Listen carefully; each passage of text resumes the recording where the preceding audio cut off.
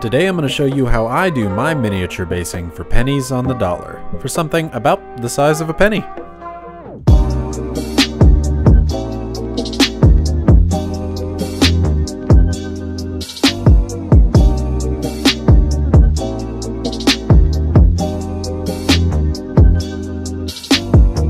I was always amazed at some of the stuff people create for their miniature bases, but I wasn't willing to spend $5 on like a gram of the really tiny rocks, so I really needed to find a solution that worked for me. So I found these fine stone granules at Michael's, and it was like $4 for this huge jar of something that I will essentially never run out of. I found fine stone granules, these decorative fillers that work as little rocks. They're almost like little boulder sizes. And then these fine stone granules that are white that look like snow. I use them on my ice wall video. And these coarse stone granules. They're a little bit bigger. They're about the size of small rocks to a miniature, but they work sometimes. I like to use these Reaper bases because they're a little bit taller and I can fit these washers under them to give them a little bit more weight and they feel quality. The height to the bases make them feel a lot more like Warhammer bases and give them a little bit more stability instead of the really thin ones that come with like the WizKids modules. So with being able to fit in these washers under there, it really does just make them feel super quality, and it costs very, very little to use. For my miniature basing, I use super glue for rocks and Elmer's PVA glue for the rest of the stuff. Now I also use cork and poster tack to hold these things down, same things I used for the skull throne video to hold my skulls down. Just makes things easier to hold.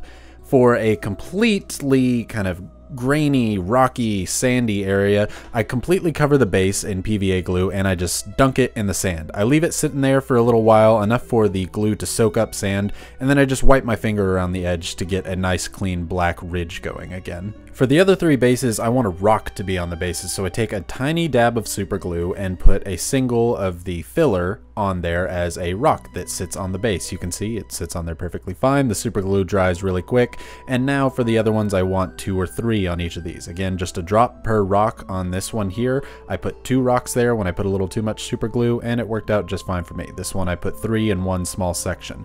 This gives me a nice mix for things and a good demonstration for what I want to do in the video for you. About the time it takes me to do that is how long I want this to be sitting in there. And if you want to just have a desert one, you're done there. You can stop. But we're going to move on to putting some dirt around these rocks for this one.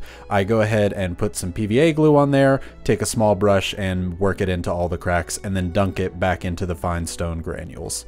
The one that we put a single rock on, I'm going to turn into a snow biome. So I put a really thick bit of glue on each side, almost like a small little path, dunk it in the snow and leave it.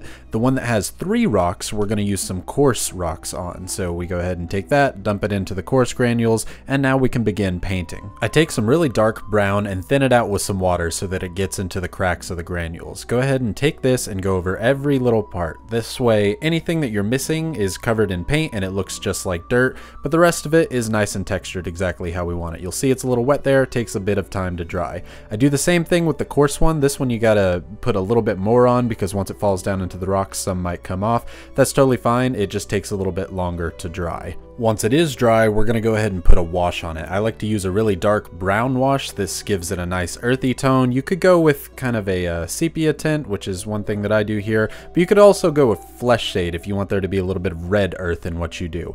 I don't end up doing that, but you know, it depends on what you're going for. This just happened to be what I was going for. I take a really light tan and go for a dry brush over all of these to highlight the surfaces of the rocks that are sitting up on the top. This gives it a nice contrast between where the wash lands down in the crevices between all the rocks and the highlighted parts with the dry brush. See, I think it looks pretty good.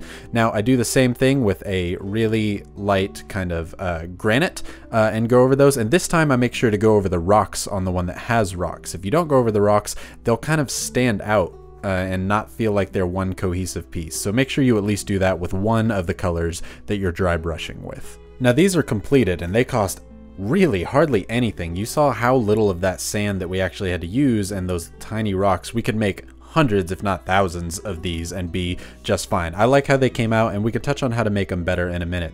With the snow one, I made another one on one of the smaller Norzels painted miniatures stands so you can see the difference between thick and thin. On the snow, I did the same thing for the center where the dirt is, except I use a really dark brown and a white highlight so that it looks like it's snowy. On the desert one, like I said, for this Medusa, who's very Egyptian looking, I think leaving it plain is just fine, which is what I'm going to do here for this Raki one. I'll probably put a Yuan-ti on this one.